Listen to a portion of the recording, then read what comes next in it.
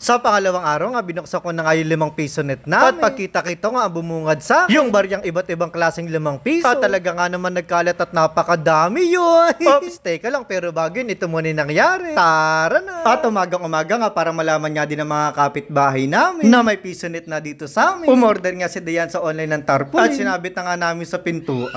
At shoutout na nga din sa mga maaga nagpuntahan para makapaglaro sa ₱5 net namin. At oo nga pala, bali na dagdagan nga din ng isang, kaso nga lang hindi nga katulad ng dalawa. Kesa nga ako nakatenga lang yung laptop. At para naman nga magamit at dagdag kita, bumili na nga ako ng mouse nang hindi nga din masira yung keyboard ng laptop. Bumili na nga din ako ng keyboard. At buti na nga lang din talaga, hindi ko nga napamigay yung headset ko na to. At siguro nga ako, dito nga talaga nakalaan. At dahil wala naman nga din kaming concert, para malaman nga din namin yung oras, gumamit na nga lang kami ng cellphone. Parehas nga lang ₱5 20 min. At another kita na naman, syempre baka magutom yung mga magko-compute. May pansit canton paluto na nga din kami. Bumili na nga din muna kami ng 11 piraso. At susubukan nga lang muna namin kung mabibenta. Nung nag-opening nga kami, ang gamit nga namin klipan at ginagamitan nga at sinasaksak nga po yun sa kuryente. At para kahit papano makatipid nga kami, bumili na nga din si Dayan ng mini pan. Naka USB type at sinasaksak ko na nga lang to sa aking mini generator. At sabi ko naman nga sa inyo, napakalaking pakinabang nga nitong mini generator ko. At kapag naman nga nalobat yan, i-charge ko na nga lang sa solar. At hindi pa nga din natatapos yung pagpapaganda ko sa aking ₱5 para maging presentable at maaliwalas stick. Ang isa pa nga in-order ni Dayan ay wall stick. At ang natapos nga yung oras ng mga nagpipiso at pinatigil nga muna namin. At para madikit nga namin yung wall sticker sa pader. Hindi naman na nga din masama dahil 250 nga lang, 60 piraso. Nasakop na nga lahat at madami pang sobre. At isinabi na nga din namin itong 2 garapon sa pagbili. At dahil wala kang box o lalagyanan ng coins yung coins lang, kapag inuhulugan niya, nagkakalat nga yung mga barya sa loob. Hindi naman nga siya big deal sa amin, para nga lang din maging maayos. Kaya binili na nga din namin ng garapon para nga din hindi nakalat-kalat. At ayun nga, pagkabukas ko nga, nagulat nga ako. At sa isang araw, ang dami na nga agad laman ng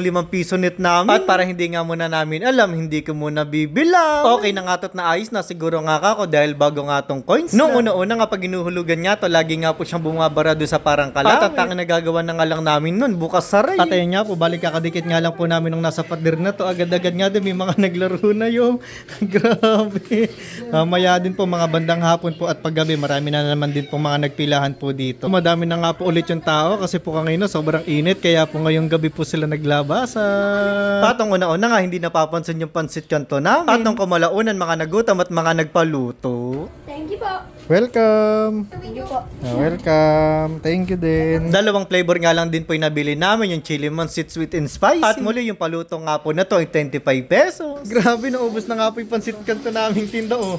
Galing! Ang dami pa nga ding mga naganam ng pansit canton. At buti na nga lang, may stock nga kaming lakami beef at lakami chicken. At ano pa nga ba, sayang naman nga din yung kita dito, kaya binenta na namin. Nandito po sila, hindi po para mag-computer, hindi po para mag-butrig.